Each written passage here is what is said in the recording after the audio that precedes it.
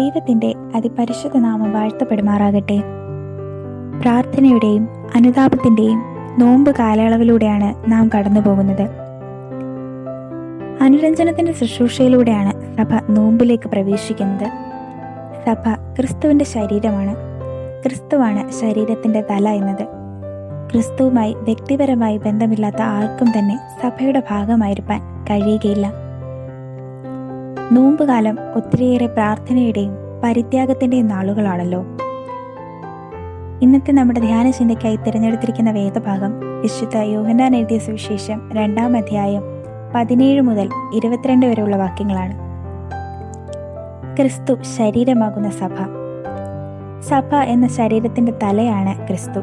തലയെ മറന്ന് ശരീരത്തിന് നിലനിൽപ്പ് സാധ്യമല്ല.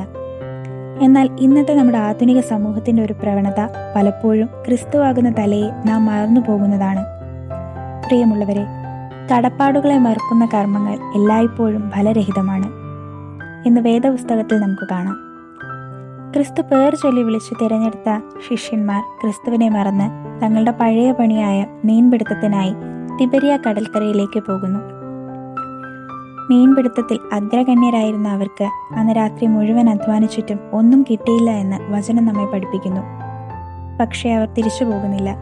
പുലർച്ചെയായപ്പോൾ യേശു കരയിൽ നിന്നിരുന്നു എന്ന് നാം വായിക്കുന്നു. മക്കളെ എന്ന് വിളിച്ചാണ് യേശു അവരോട് സമീപിക്കുന്നത്. ആ വിളി കേൾക്കുന്ന, അനുസരിക്കുന്ന അവരെ കാത്തിരുന്നത് വളരെ വലിയ മീൻകൂട്ടത്തെയാണ്. യേശു അവരെ ഓർമ്മപ്പെടുത്തുന്നത്, മക്കളെ, എന്നെ കൂടാതെ നിങ്ങൾക്ക് ഒന്നും സാധ്യമല്ല എന്നതാണ്. ഇന്ന് നമുക്ക് പലപ്പോഴും തോന്നുന്നുണ്ടാവാം, ഇനി എനിക്ക് ആരെയും ആശ്രയിക്കേണ്ട, ഞാൻ എല്ലാം നേടിയെന്ന്.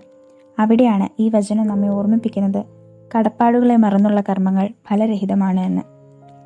ഞാനോ കുറയണം, നീയോ വളരണം എന്ന് പാട്ടുകാരൻ പാടുന്നത് പോലെ ക്രിസ്തുവിൻ്റെ നന്മകളിലും കൃപകളിലും സ്വയം പുകഴുന്നവരോ അഹംഭാവമുള്ളവരോ ആകാതെ ദൈവത്തിൻ്റെ കൃപയിലും ദാനത്തിലും നന്ദി കരയറ്റുന്നവരായി ക്രിസ്തുവിനോട് സ്വയം താഴ്മയുള്ളവരായിരിക്കാൻ നമുക്ക് കഴിയണം. പ്രിയമുള്ളവരെ, ഈ നോമ്പിൻ്റെ നാളുകളിൽ നമ്മെ നാമാക്കിയ നമ്മുടെ അപ്പൻ്റെ വിയർപ്പിന്, അമ്മയുടെ കണ്ണീരിന്, ചേട്ടൻ്റെ കരുതലിന്, അനിയത്തിയുടെ ശ്രദ്ധയ്ക്ക് നാം കടപ്പെട്ടവരാകണം.